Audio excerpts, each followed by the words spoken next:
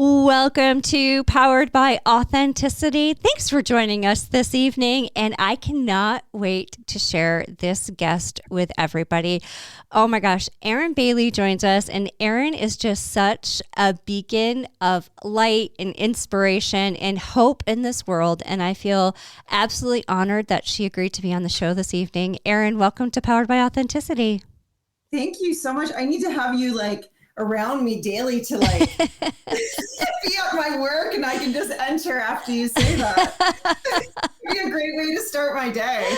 I love it. Yeah, but you start your day very early. Oh yeah, 3:15 I wake up and I'm at work by 4. Yeah, that's I'm still snoozing. I would hope so. But it's kind of a fun story how I got to know you. It's through the power actually of social media. So I found you on Instagram, and I'll let you intro and tell us where you're from. But you were doing a transformation with Tara, and I was following Tara as well. And I just got so inspired. I think I've brought you on twice as my trainer, and I've loved every time that we've worked together. And so it's just so funny the power of social media and the connection that it can bring. Absolutely. Yeah. Tara's fabulous. She's moved away from Muskoka now, but we still keep in touch. And I've shifted kind of roles from that time to less of the show girl, physique competition, and more now focusing on mindset coaching and transformations in just a slightly different kind of venue. Yeah. I love it. Yeah. Well, why don't you tell us a little bit about yourself, where you're from, your family? Sure. So I was born and raised in Burlington, Ontario, with a very loving home. I had an older sister, still have an older sister, 2 loving parents. They were super outgoing and super fit, which actually helped us stay fit and get into the fitness industry as well as I grew. They were into tennis. They were very, very social as well. I think looking back, when we see our parents, we think of them as this kind of grandiose, perfect entity. And then when you look back, you're like, wow, they were just really human beings doing the best that they could. But they loved us fiercely. We had a great upbringing. And I think, I guess we'll touch on that a little bit later, but how my coping with alcohol actually relates back to what I learned growing up. So after growing up in Burlington, I moved away to Guelph and I studied gerontology, where I got my degree there, and then moved up to Muskoka following that, where I started to work at a local fitness facility as a trainer. And I incorporated some of my gerontology into that as well, with training some older adults. And then I fell in love with fitness, and it was always a passion. But, every time I spoke of it, my when your soul just lights up, It was just, that was it. I was hooked, and I wanted to share that passion with everybody that I came into contact with. And then I've just never left. I love it here. It's so beautiful. The people are amazing. It's a much more kind of relaxed, we call it the Muskoka way, which is hard because I'm super kind of type A. So I've had to learn to kind of reel it in and calm down a little bit. And, but I just love this way of life. Yeah. Muskoka is, oh my gosh, we go to Muskoka Wharf every summer, and it's it's so pretty. And everybody's so kind. Yeah, aren't they? Right? They are so lovely. So, and I think as well, it's if I'm going down to the city just to I don't know, just when we're going to go on vacation, I start to get to the city and I'm just driving and I'm like, oh my goodness, my heart rate is starting to increase. I'm there's so many people. It's so hustle bustle, but here it's just it's almost like kind of vacation mode, right? Yep. Like people are in that kind of mode. Yeah, I love it. And it's stunning. Everybody on social media, when I'm like posting the sunset pictures or, just the fields, the hay fields, everything. It's just a kind of a different way of life. You feel like you're escaping. Yeah, absolutely. It is. You do feel like you're in a different world up there, and I absolutely adore it. Yeah. Well, again, thanks for being here. We like to do a little bit of an icebreaker. So, knowing that you're into fitness, though, I still think you probably find a treat or two around the Christmas season. Is there a treat or a snack that you look forward to each year? Oh boy, if my clients are listening to this, right, they're gonna be like, "Oh, okay." I absolutely love anything caramel. Oh, it's like that and cheesecake. So you combine the two. So if you give me like a turtle caramel cheesecake, I'm done. For my birthday, I actually ended up getting and I think I ate like a turtle cheesecake. I think I ate like it was a good size. It was a good size. Listen, everything in moderation. You got to celebrate. Absolutely. For sure. I totally agree. Yeah. Oh, that's awesome. That does sound good. Producer Ken, good evening. How are we doing? All right. What about you? Oh, I always look forward to the big assortment of Christmas cookies. Mm-hmm. Yep. Yep. I know. It's good. Can never go without them. Gotta have them. Who makes it? Do you make them? Do you bake? I do. I bake a lot. But Ken can sling a good pie. Oh, yeah. Oh. Yep. What kind? Oh, I do all sorts of them. Probably lemon meringue is one I've gotten down pretty well. Do a nice lard crust for it and everything. That was my mom's. Mine too. Yeah. Loved lemon meringue. Nice. Okay, now I'm hungry. Yeah, and for me, you know what? You mentioned your mom. This is the time of year where I break out my mom's recipes, and so it brings me so much closer. You know, she's gone, so being able to pull out the recipe, see her handwriting, there's just something so special about those moments, and being able to make those cookies that send you back in time. So I love that. Well, thank you for sharing that. We believe here at the podcast that food is a great connector, that people come together around the table and chat and have good conversations. So thank you for sharing that with us. Absolutely. Yeah, thank you. All right. So like I said, I got to know you, Erin, through your fitness work and seeing, your transformations online. But what I didn't realize until recently was really your journey to sobriety, and you've recently opened up about that on social media. And I mean, I would love for you to share this with the world. And first of all, I want to thank you for your bravery. I think that not everybody's willing to open up and share, but the impact that you can have on others by doing so is just so great. So if you wouldn't mind sharing a little bit about that journey with us.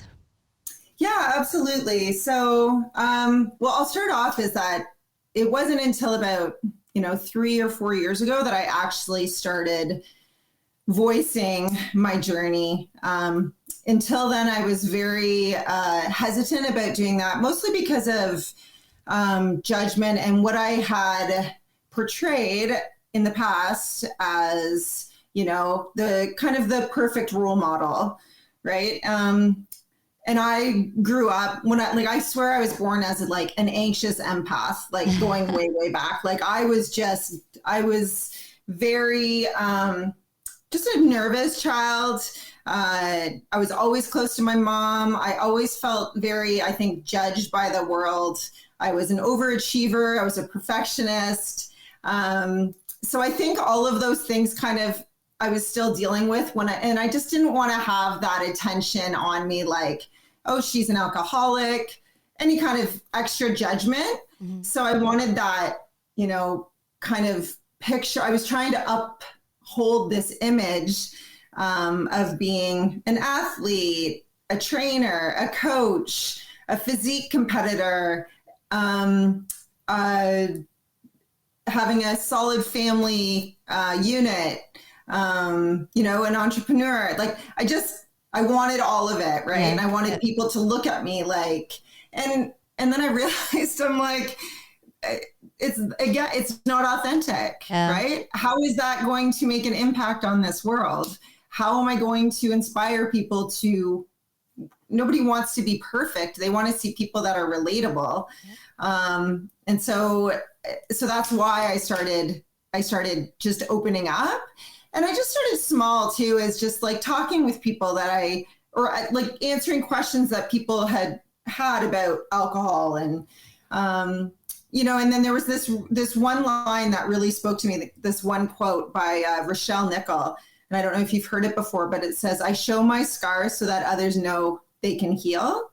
And I was like, every time I read it, I'm like, it gives me shivers, because I think this is so true. Because I think for the majority of people that see me in the position that I am now, successful, raising a healthy and beautiful daughter, fit, and in a really good place in my life, I think it's really hard for people to understand that there was a time where it was very, very scary, and I probably should have died multiple times.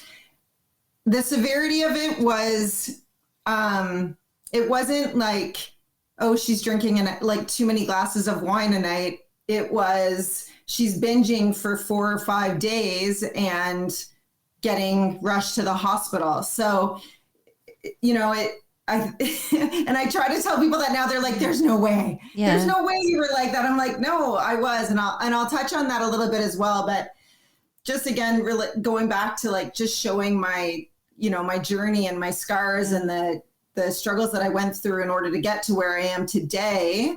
It's just what I want people to know, is that they can heal, and they too can, regardless of where they are in their journey, and as hopeless as they might feel in that moment, that there is healing and there is success on the other side. So that's the reason I just wanted to share. And, and regardless, if people want to judge me, well, then they're not my people. 100%. Yeah. Right. That's right. So like when it comes back to my, like the actual, how my kind of alcoholism grew and escalated. Like I had said, I was really kind of an anxious child, always felt that way. And my mom was very much the same. So, again, like I was saying, is, you picture them like these kind of amazing superhero entities. And then when you look back on it, you're like, oh, wow, I'm so much like her. I have so many of the same characteristics and qualities, just like my daughter does for of me. Yeah. And so what I realized is I didn't realize this then, but when we were young and my parents were very social and there was alcohol always kind of around, after a long day or a stressful situation, they would say, I need a drink. Right. And I think when I was young, that was very common. Yeah. Many people drinks were around. We used drinks as a coping mechanism. And I think for the average child, it may not have resonated like it did for me. So right. I think it was rooted in me, or in my subconscious, that, oh, this is what you do. When you are stressed or when you can't cope, you drink and it makes things better, right? Mm-hmm. So you're self-medicating. And I didn't know that at the time, obviously, when I was a child, but I knew that was something that they did, and then it calmed them down. So that was kind of, I think, looking back, that was what initially kind of was my lead-in to alcohol.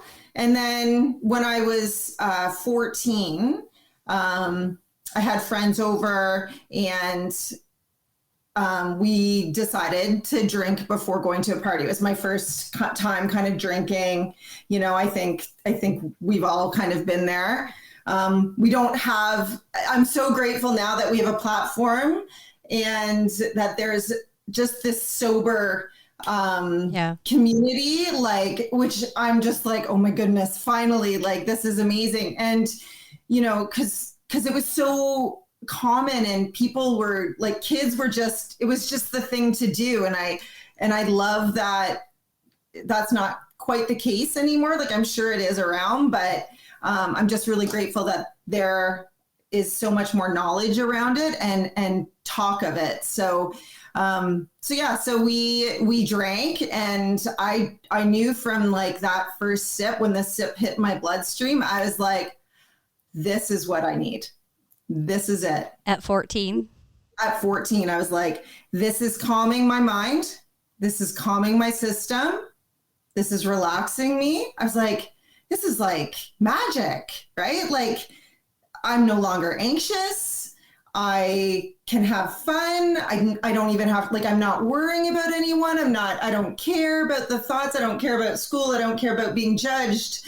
It just muted the noise.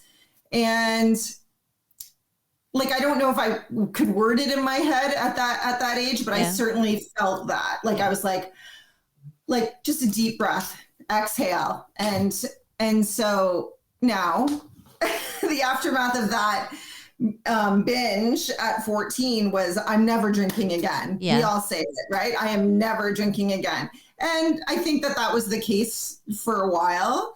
And then like went through high school and just did the common, drinking out with friends, and university drinking. And the thing is like, when you're surrounded by people doing the same thing as you don't think you have a problem. Right? Yep. So, in university, everybody was drinking out on Thursday and Saturday nights. I was just drinking probably more than the average person. And I was able to, so I was a binge drinker. Yeah. I didn't necessarily drink every day at that time, but I would binge to the point of blackout often. I put myself in some very scary situations. I swear it's by the grace of God that I'm still living today because of how many situations I placed myself in, or I put my body in, that should have taken my life. So then got through university. I don't know if I'm going on too long about this, but good. Got through university, and again, same thing, but started working at a bar, which was probably not ideal. Again, tons of drinking, surrounded by like coworkers who drank a lot too. And the thing is that I even kind of started to realize that there was an issue then. Even though I was doing things that other people were doing, it just did not sit right with me. I was like, that ick, like, this isn't right. Something's going on. You're doing too much. You're putting yourself at risk. It's not healthy. And so I would we would do challenges sometimes, like with some coworkers saying like, who can stop drinking for, 30 days. Right. And I would have no problem. But the thing is that if you have to prove that you don't have a problem, you probably already have a problem. Right. Yeah. So it was like, oh, I could go 30 days. And then at the end of 30 days, like, I don't have a problem because I can stop. Yeah. Like, I don't, no problem. Right. And so I carried on with that mindset, but that was a slippery slope, because I was like, if I can stop, I don't have a problem. I'll just continue. Right. I'll stop when I want to stop. And so, life kind of carried on, and I ended up moving up to Muskoka with a gentleman. And then that didn't work out. And I started dating an OPP officer, Andy Potts. And his name is well known up here because he was killed in the line of duty on the way to a call in 2005. Gosh. So I was with him. Yeah, I was with him for about 3 years. And so the drinking after that, so I still hadn't dealt with how to cope with stress and anxiety. I knew that alcohol helped with that. Well, it helped until it didn't help. And then it was more of an avoidance tool than being able to really, dig deep and figure out why I wasn't able to deal with or have coping mechanisms and tools to deal with stress and anxiety. So when he passed away, there was a lot of trauma surrounding that, and the grief surrounding that was pretty debilitating. And there was a lot of attention as well, which I wasn't a fan of. Everybody was on, not in a bad way. It was a caring way. They were on me because they were concerned. Yeah. And so the drinking escalated largely after that. I did go to therapy for grief. And we did discuss, like, that therapist, honestly, like, amazing. She was so incredible, helped me through so many stages, and helped me just realize so much.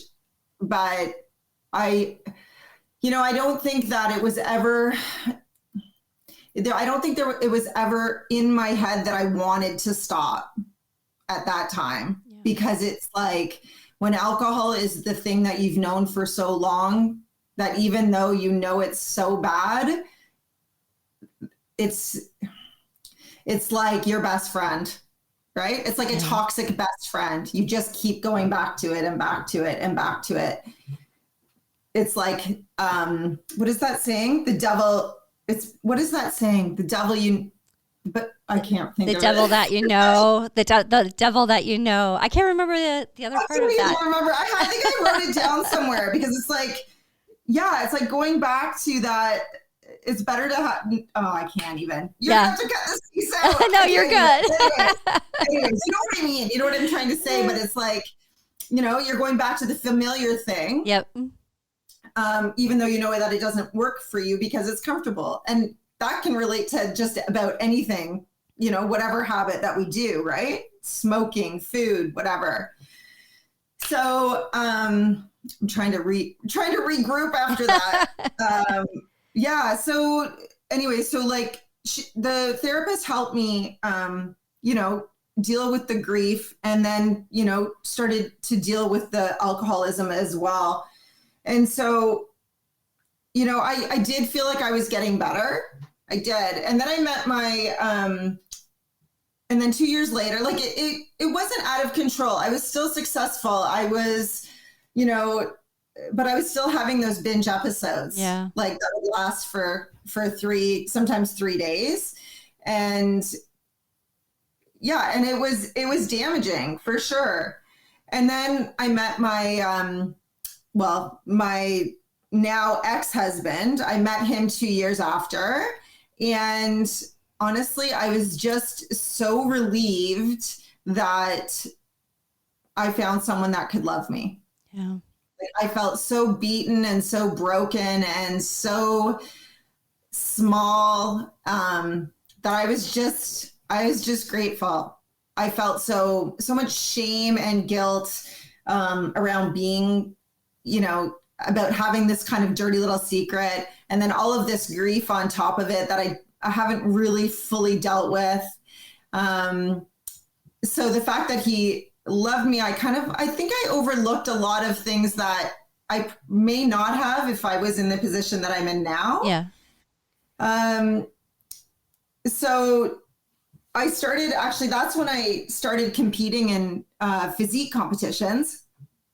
And that actually kept me sober for the most part. So, but again, I was putting on this show, right? Like, yes, I was healthy, and yes, I was into it, and yes, I liked it and I enjoyed it. But it was more like I was trying to prove myself, because I've got this dirty little secret of this, binge behavior, alcoholism.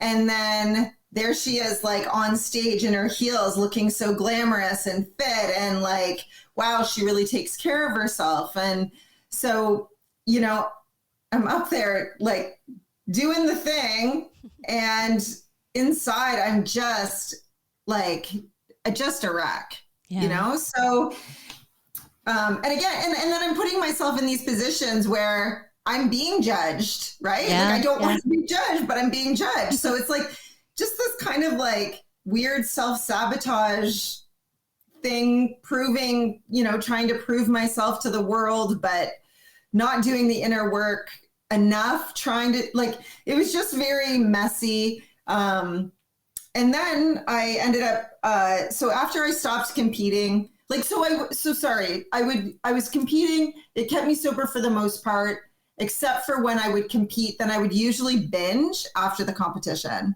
So I would binge for like, you know, a few days. And after my last competition, I got pregnant. Yeah. And that was planned, like kind of planned, not really planned, but kind of planned.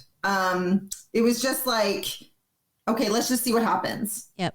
And shockingly, I got pregnant. She was like, I swear, my miracle, my little miracle, honestly, because the doctors as well, due to previous history of surgeries, weren't even sure that I could actually get pregnant. So I was just like, I thought I was going to be one of those people, because I didn't even know I was pregnant until I was about 7 weeks along. Oh my gosh.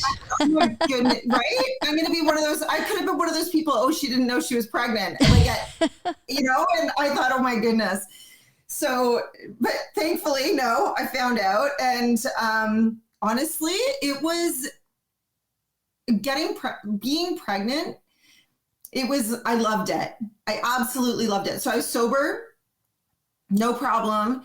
I loved being pregnant because the focus was no longer on me. Mm-hmm. The focus was all on my baby. So all of my anxiety was like either transferred to the baby, or it just disappeared. And I was like, how's this even? It could be hormones too, right, but you know. Right. But I was like, how is this even possible? I love this. I could, and, you know, I mean, adjusting to being a physique competitor and then adjusting to, you know, my growing body was very, very weird and hard at first. Yeah. Because I was like, oh my gosh, like, I remember being like, I think I showed really quite early, and I was like 10 weeks, and I remember being on the Stairmaster trying to like suck in. Like, I'm like, this is impossible. Like, there was no sucking in happening, like not at all. But I remember like, okay, you gotta, like, this is something you're going to have to accept, like accept it now. And you know, this is a beautiful thing. It's a miracle. Let's go with this. Yep. You know, and then after, like, loved the pregnancy, everything. And then after she was born, it like was like a tsunami of anxiety just unloaded on me. So no sleep. I mean, any mom knows, right? Like, anybody who hasn't even had anxiety in the past has probably had anxiety after they have a baby, because there's just so much. Yeah. It's so overwhelming. I mean, with wonderful things as well, but yeah, there's so much pressure. And then, you know, business, baby, wife, house, animals, like trying to hold it all together. And it was just whammo on me. And I remember reading like a little paragraph in Brooke Shields' book that she wrote about postpartum. And I was like, oh my goodness, that's me. That's me right there, this paragraph. So I actually took the book to the doctor and was like, this is me. What are we, like, we have to do something about this. Yeah. And so she diagnosed me with postpartum and then put me on a low dose of Zoloft, which did help for a while. And then, you know, and then I had more trauma, and my mom died very suddenly. And I was super close with her. Mm-hmm. And, you know, I think when the person that you know loves you the most in this world passes away, it rips a piece of you apart. Yes, it does. Yeah. And anyone who's lost a mom who they've been close with, or even if they're not, it's still heartbreaking. So I have a young infant. I've got a not very supportive husband. He's a great man, but he had his own issues that he was dealing with as well. And then my mom died. So I had been actually sober for 4 months. And I did start drinking after Bailey was born, but here and there, not excessively. And then I was sober for 4 months. And then my mom actually went in for routine laparoscopic knee surgery, and she developed a blood clot that traveled to her lungs, and she was gone 7 days later. So like, I think it happens to 0.05% of people. That's how my mom died. Yeah. Are you serious? Yeah. She went in for an angiogram and was given a clean bill of health. And I picked her up at the hospital. I took her home. My dad was undergoing chemotherapy at the time for lung cancer. So he couldn't drive. So I drove my dad up. We got my mom. We brought her home. I got her settled. And she died within a couple of hours. So. Oh my gosh. Yep. I'm so sorry. Yep. So I literally know the pain that you felt when you went through that. Right. And I think it's trauma, right? Yeah. It is absolute trauma because, well, first off, I mean, I think it's traumatic to lose anyone in your life, obviously, but to lose someone so quickly under something you weren't expecting as well is just such a shock to your system. And if you're so close with them, it's just, awful. I'm so sorry. And so after she passed, I managed to stay sober through the visitations, and I actually spoke at her funeral, which I don't even know how I did it. Yeah. Apparently I did a great job. I was sober, but I still don't remember it. You just don't even think about anything. Right? Yeah. Yeah. You just kind of trying just to get through the moment. And then I remember coming back up to Muskoka, and I remember coming into my kitchen, and then I was like, well, everybody else is going back to their life. Yeah. I was like, what do I do? Like, what do I do? Honestly, like, I'm like, and then I started to have a panic attack, and I remember like scrubbing like the same spot on the counter, like it wasn't even dirty. And I just remembered scrubbing and panicking and sweating, and like everybody else is going back to their life. And my life is forever changed now. Like I don't know where to go from here. I don't know what to do. And in that moment, I remember, and I don't want to make him out like a bad guy because he's not, but in that moment I was like, I don't know what to do. I don't know. Like I was freaking out. Yeah. And he was like, well, I'm going to have a drink. I don't know what you're going to do. Right. Yeah. And that's all I needed, because to me that was permission. Right. Yeah. Like it wasn't him giving me permission, but I was like, well, screw it then. Right. Like I don't want to care. I don't want to feel. I don't want this responsibility anymore. And so then after my mom died, it got very scary. And I couldn't cope. I think I was still dealing with the grief from Andy passing away, even though it was like years and years prior. I still don't think I could fully deal with the load of it all. And then being like an empath and feeling harder. And I was just like, you know what? I'm tapping out. And I remember this one particular evening, and I was having a panic attack. And this is what I brought up at the very beginning was like my heart would not stop racing. I was drinking and trying just to make it kind of all go away. And called my girlfriend because I'm like, I need to go to the hospital, because it felt like I was sprinting a marathon and I could not breathe.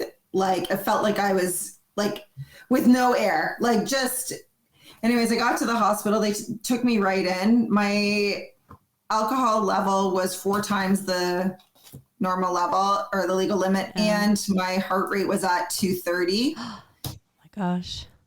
And they couldn't stabilize me. And so they kept me overnight. And I swear God wanted me here for a reason. But I also believe that if I hadn't been as healthy as I was, that I wouldn't be here. Yeah. Because that would have taken me for sure. So that was extremely terrifying. And that didn't stop me. You would think that it would, but it didn't. I think I was leading that way though. And so, it wasn't long after that I remember looking in the mirror, like in the vanity, and putting my hands on the vanity and staring at myself and like truly not even recognizing who was looking back at me. And I think the saddest thing was when I looked at myself and I was like literally like spitting, like almost spitting the words at myself, saying like, you're worthless. Like it's like, it's hard, like thinking of it now, you're worthless, you're hopeless. Like, what are you doing? This isn't living. You're killing yourself. Like, and so it wasn't long after that I was just like, literally, I finally gave it to God. I was like, I can't do it anymore. I don't have the strength. It's not in me. I want to live. I want to live for my daughter. I can give her a good life. I'm a good human. And I feel like there was so much and had so much purpose that God put me on this earth for. And so honestly, it was January 6th, 2013. My mom had passed away in August of 2012 that I just gave it away. And it was a very rough week of detox. Looking back, I would never recommend this to anyone, is don't do it on your own. Seek medical attention, absolutely, and assistance to help get you through, because there was so much like not just physical pain, but also mental like turmoil and the tremors and the shakes and the sweats and the lack of sleep and the nausea.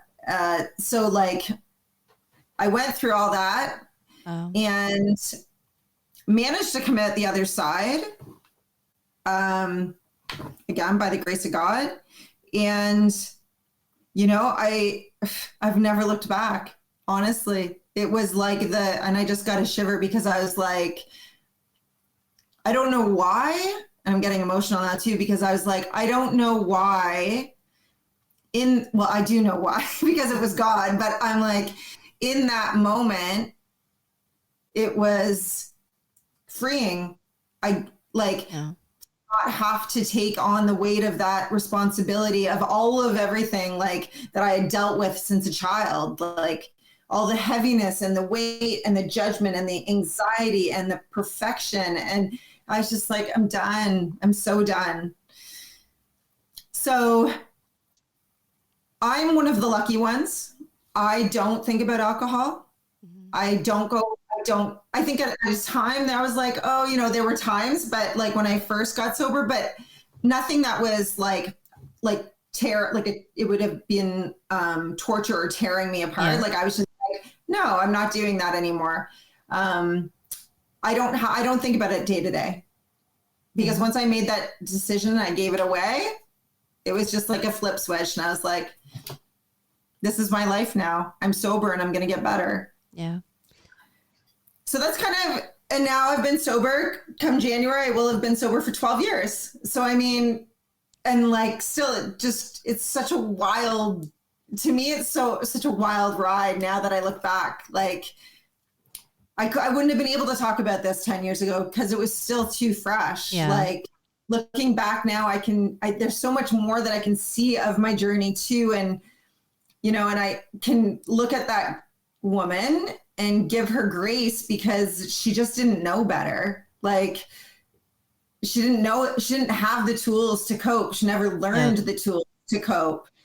And I wanted to touch on that a little bit later, but I think that's a huge thing is like, there's so much judgment over people, addicts or alcoholics or, and what we don't realize is that it's come from a time likely when they were a child, whether that be abuse. Now my story is different. I had a great upbringing, but I still was in a home that probably didn't talk about their feelings or learned how to deal with their feelings and used alcohol as a self-medicating tool. So, if we had a little bit more empathy when it came to addicts and alcoholics, I think that this world would be a much kinder and a much more safer place for people to feel like they can heal in. Yeah. Well, I think people use it almost like that stigmatism, right? Like that's how, and it shouldn't be, it's somebody who has something that they're trying to work through and get to the other side of. And, it actually should be talked about and should be seen as a strength that people are willing to step up and share so that they know they're not alone too. Yeah. And I think too is now, which, and again, like I touched on as well, is that I'm so grateful for is that back in the day, I could age myself. I'm not concerned about my age, but I think, we didn't talk about things. We just didn't. Yeah. Like you swept them under the rug, or we did carry those dirty little secrets in our families. And we did put on a show, and there just wasn't the awareness that there is today, which I'm so grateful for my child to be raised in this, this part of it, but in this day and age is that there is so much more awareness over mental health, especially for children. And there's so much more talk about it as well, which is so important. And just being aware and seeing the signals of, children that are troubled or, struggling with their mental health because it is magnified so exponentially due to world issues that we really had no control over. But I mean, they're going to be so far ahead than we are now, like for people that are dealing with alcoholism and addiction, because we just didn't talk about the issues at hand when we were young. So I'm grateful for that like there's a platform now for an awareness just for mental health, because most addictions and most alcoholics, usually it stems from some kind of mental health issue or an abuse issue from childhood. Yeah. So mine was a mental health issue, and also a lack of knowledge or learning tools to deal with the mental health issue. What would your advice or guidance be if somebody right now is struggling with their own sobriety? What would you say to them? Yeah, so that's, everyone is unique. And I think what works for some people don't work for others. I know I tried AA. It wasn't for me, but I know people rave about it. So I think it's important. First off, though, if I would say is just to notice and name it. Like if you have an issue, if you know that you're truly feeling like this is not working for me anymore, to notice and name it, be honest with yourself about it and how you want to change it and the life that you want to live. Because if this isn't the life that you want to live and what you're doing, then you need to take the steps forward in order to improve your life. So I would say notice and name it, be honest with yourself. And I would say build a life that you don't need to numb, because ultimately, if it's an issue, there's a reason you're drinking. And I wanted just to touch base on this really quickly is, so like with coaching, we learned that there's the 5 whys. I don't know if you've ever heard of it. I don't know if I have. Okay. So it's really interesting. And so if you're ever trying to get to the root cause of whatever it might be. So like with our clients, oftentimes I would ask, like if somebody comes in, oh, I want to get healthy. And it'd be like, if I'm coaching them, I'd be like, well, we ask them, it's called the 5 whys. And you'd be like, well, why do you want to get healthy? And they'd be like, well, I want to feel better. Well, why do you want to feel better? And it'd be like, well, so I have more energy. Well, why do you want to have more energy? I want to have more energy so that I can play with my grandchildren. And you keep asking, like, so you get those 5 whys, but you keep asking and you keep pulling away the layers because usually the first answer is just like a superficial answer, right? Like, it's just like, I want to lose weight because I want to look great. Okay, well, but why do you want to look great? Well, to have more confidence. Well, why do you want to be more confident? Well, because I never felt confident growing up. Well, why didn't you feel confident growing up? Well, because I was bullied. And it's like, until you get that emotional response where you really feel like that's what's going to keep you accountable and sticking to it, you just keep asking those whys. So I think with drinking, it's very similar, is that getting to that root cause, because a lot of times people don't know what that is. Why am I drinking? Is it, okay, well, it might be because I'm dealing with, why do you drink? Well, because I can't cope with stress. Well, why can't you cope with stress? Because I just don't have the tools. Well, why don't you have the tools? Well, it was never talked about when I was growing up. Well, why wasn't it talked about? Well, it was a generational thing. My parents didn't talk with their parents. And so it's like, it's just a really interesting tool. And so I would say with people is, maybe tap into that. Keep asking yourself those whys until you really get to the root cause of what is causing your drinking. And I would, of course, say definitely seek therapy for sure. Yeah. No, that's what had really helped me. I like the 5 whys that can be applied to so many different areas of your life. That's great. And I think it originally started from like an organization, like a business model. Yeah. But I think that over the years, it's actually been taken by like nutritionists and put into coaching models as well, because you can use it for everything. You just keep picking away, because no one's going to share the deep layer core value that is going to keep them accountable and keep them sticking to either sobriety or weight loss or meal prepping or, whatever it might be, or their fitness or their strength training or whatever. You need to have that emotional response and connection in order to, when things aren't going well, that you're like, oh, that's why I'm doing this. Yeah. Right. Like, it's just really, it's a pretty powerful tool. Yeah, absolutely. Mm-hmm. Oh, I love that. And you mentioned your fitness journey and the fact that you were able to go during training and months without drinking while you were competing.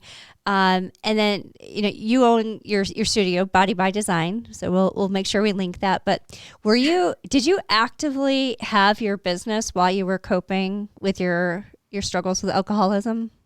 Yeah. So I actually opened my business I was still coping with alcoholism for sure. I was working at a local gym when things got pretty rough, and I ended up getting sober and then competing after that, like sober-ish, I should say. Competing after that, I opened up my own studio in 2008. So again, like I said, I wasn't fully sober. I had sober moments. I don't know if you could call them slips, because I wasn't fully committed, I don't think, to being sober. So I opened my business in 2008 in the back of like an industrial, like garage type. It was kind of sketchy, but it worked. I felt like I had an ability to provide a really safe and, amazing environment for people in which they could, open up, feel vulnerable. I think entering a gym facility is such a hard thing to do. And people feel so judged in that kind of an atmosphere. So I wanted something to, for people just to, feel super comfortable coming to. And so it was a very small space, and word spread and it started to grow and grow and grow. And then we ended up moving to, I say we, because I feel like it's my team now that we all moved, but it was really just me. I started it, and then I hired one of the girls, the coworkers that I had at the local gym. She came to work for me when I was mat leave. I guess you can call it mat leave when you're your own boss. I don't know. But I was just like, I got to raise this baby. I don't know. Can you take over for me for a bit? And then in 2017, we moved to the new facility, and it's like a 3,000 square feet. We have a training room. We have a fitness, a separate room for fitness classes. We have a kinesiologist on staff, and also a registered massage therapist, as well as 5 trainers and 5 fitness instructors. It's just like, it's really been an amazing ride. I did it. I did the majority, like I opened the business when I was still, I would say, an alcoholic. Absolutely. Yeah. How do you think that fitness has helped you overcome your alcoholism? Do you think it's been a tool? Oh gosh, absolutely. So I wanted to say, like, fitness was, other than God, and like fitness was the only consistent thing I would have said that was in my life I felt that saved me with my anxiety on multiple occasions. And that's why I'm so disciplined with it. And people are like, how do you get up at 4 a.m.? Well, it's actually 3, but whatever. It's because I love myself enough now, and I know myself well enough now that if I don't do it, my anxiety is increased. My sleep is poor. I'm not as great a human. I'm such a better human when I'm exercising, right? Like, I think everybody feels that way. Like, it just, and I think that's why our community is so amazing, is because like everybody feels great. Like, you're getting in there and you're doing your workouts, and it's tough and it's challenging, which is amazing because it's so empowering when you finish it. Yep. But it's not only this small piece of half an hour out of your day. What you've done is you've just improved all the relationships in your life by doing this workout. The endorphins, getting rid of the stress. Like, it's just such an outlet for people. And we're basically therapists. The trainers are like, everybody, I'm not saying that. I'm not licensed therapist, but honestly, like, the amount of times that, people just can unleash, right? Like, just be like, oh my gosh, and tell us whatever it is, and they're just accepted. And, they've done a workout, maybe not their best workout that they've ever done, but they're leaving the studio feeling lighter and feeling better than when they came in. And if that's the only thing that I do, if they leave the studio feeling better than they came in, my job is done. I love that. And I have to say, producer Ken was sitting over there shaking his head as you were talking about exercise. Yeah, I used to have an employee that would say, "I like you so much more if you got your workout in before work." Right? Okay, and that's like my clients. They would be like, I don't want to know her if she hasn't worked out in the morning. Like I'm off the charts anyways. Yep. So like even after my workouts, they'd be like, "Oh, we can't have that. Somebody put her on the spin bike or something." That's right. I'm a far nicer human if I've been working out and, even made church that Sunday. So yeah, far nicer for sure. Oh my God. Everybody is. I can tell you, everybody would be a nicer. The world would be a greater place. Such a greater place if we all just got up and worked out first. Even just a walk. It's movement, right? Yes, yeah, absolutely. I totally agree. Well, and I have to say, you actually a few years ago you continued to play therapist even though you were no longer coaching me, because I had a trainer that I was working with locally and I was struggling with a situation that had occurred. So I was like, "Dear Erin, do you remember me?"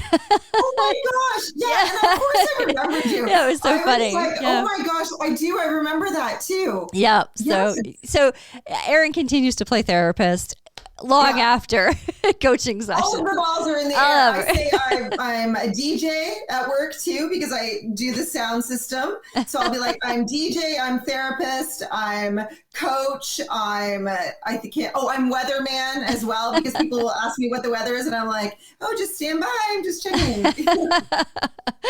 I love it. Well, in being an entrepreneur, what's one positive out of finding Body by Design? What's something that you could think of that's been an unexpected positive? Oh gosh. Well, I think I'm an introvert. So, which people are like, "Really? Really? You're an introvert?" And I'm like, I never would have thought that before, but I'm an extroverted introvert. So I don't know, that's going to sound complicated, but in my zone, I think a lot of people could relate to this, in my zone, I'm extroverted, but you put me at a party and I'm like, put me in a corner with one person and I will talk to them like the whole night. Right. So my answer to this is a little off, but I would say the best part is the people. I love it. So yeah, I just, I'm just really grateful for the amazing people that I've had the opportunity to work with.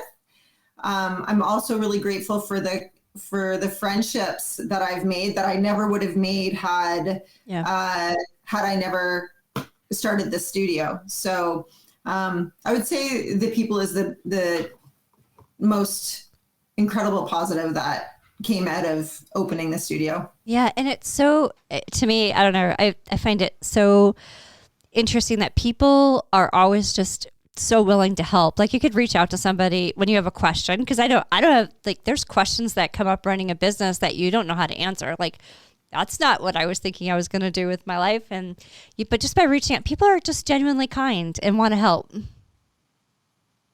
Yeah, actually, that's funny you said that, because I just had one guy. I was like, I don't have a husband. I don't have a partner. I'm single. I'm not putting it out there because I want attention on that. But I was like, I'm not doing that. Like, it's not a dating app here, but like, I don't have men to fix things, and I don't fix things very well. If you saw the way I put my air conditioner in the window with duct tape, it would be extremely embarrassing. Love it. It worked. So I did it and it worked, but whatever.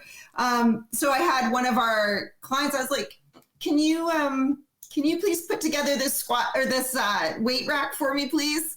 And his wife was like, "You need to get him doing stuff like that all the time." Keep him out of my hair. And I was like, okay, I've got a desk for him to do next. So it's just a really phenomenal community of really amazing people. Listen, I think my mother-in-law would gladly send you my father-in-law for a good 6, 8, 10, 12 year type of thing. I know. This is it too. We have so many couples that work out there. Yeah. It's amazing. Yeah. Like, the wife usually starts and then she's like, you're coming. Yeah. You're coming with. You're coming with. Absolutely. I love it. Well, how about a challenge that you faced that you didn't expect? Has there been a challenge that's popped up that you're like, this is unexpected? Yeah, actually. So, when I think the biggest challenge that I found was after COVID and after, which nearly shut us down permanently. We were, again, one of the lucky ones that managed to survive.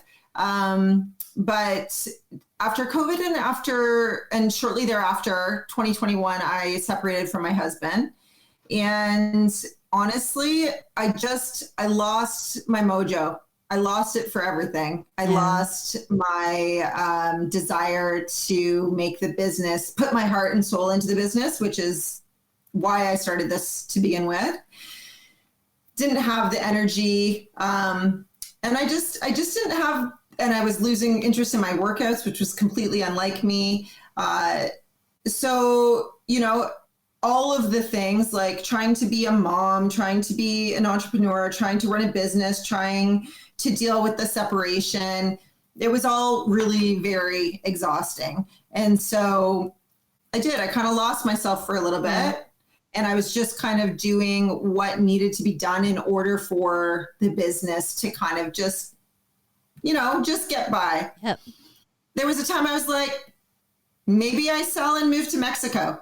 Like literally I was like, or Costa Rica, because I like it there too. So it crossed my mind. I was like, if my passion for working out and for the reason I got into this is to want to help people change their lives, if that doesn't come back soon, I might just sell and move. So that was a big challenge. Yeah. It was. And it wasn't until I think I honestly, I think I got kind of fed up with myself. I was just like, you know what? Like, this has got to change. You've got a great life. You've got a great thing going on. And I started just doing a lot of kind of introspection and some really like deep self-worth or work. And I just started to it's really dramatically changed my life, actually, just as of my outlook on life. Sorry. Yeah. My life does not look different from the outside, but for me, it feels dramatically different. Yeah. And it was just starting to appreciate. And I think it was just the heaviness of all of the things was weighing me down. And then I realized I'm like, but it's not heavy now, right? Like it's not, you're not in it now. This is the aftermath. So let's pick yourself up and dust yourself off and start being the person that that you can be. And so, slowly and surely, I just started reading more positive books about self-improvement and gratitude and appreciation. And honestly, it's the gratitude and appreciation piece that has dramatically altered my life, especially I would say in the last 6 to 8 months. Oh, I love that.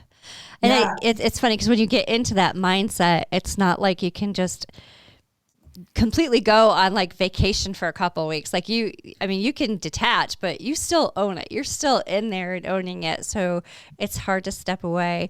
Well, first of all, I've loved our conversation. I love the fact that you were so brave and you shared your journey of sobriety and about the studio. And I think people are going to leave this conversation feeling inspired and wanting to, I think, just connect with themselves as well, right? I hope so. I think so. I really do. Yeah. I just want people to understand, we all struggle. We all have our things, whatever it might be. We're human, humans aren't perfect. We don't need to be perfect. Yep. And just, if you want a better life, you can create a better life for yourself. Yep. It's possible. There's hope. Yeah. Oh, I love that. Thank you. That's an amazing thing. to leave with our listeners, but I do have one question for you. How can I help? How can the Powered by Authenticity team help you? Is there anything we can do to support? Oh my gosh. I think you guys are doing a fabulous job. I think just continue to have this, not only this, but all of the things that you've been doing and inspiring and continuing to spread knowledge and awareness and, keeping it real and for people to encourage people just to keep growing and improving. I think it's like what you're doing is like, just if more people did more of what you're doing, we feel like we're just this small little piece, but like it builds, right? So like, I think you just continue on. I don't need you to do anything for me personally. I just think you're doing an amazing job doing what you're doing. Well, thank you. Sharing your knowledge and sharing and just exposing other people to new ways of thinking. Yeah. I think it's amazing. Mm-hmm. Yeah, that's what we hope by sharing stories of strength, of resilience, of inspiration that will hopefully cause a ripple effect out in the world and people will feel it. So that's my goal. I believe it will. Well, Erin, I can't thank you enough for coming on the show and sharing your journey and sharing everything that you've been through. And, I think the thing that I'm walking away for too is making sure that people know that they're not alone, and that if anybody right now is feeling like they're struggling, they could definitely reach out to us here at the show.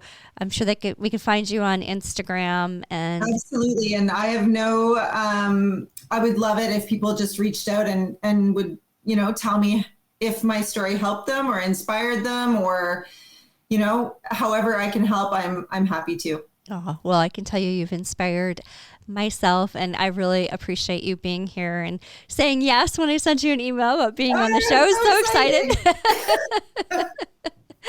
And thank you so much for the opportunity. I really appreciate it. Oh, of course. And producer Ken, thanks for being here tonight. You got it.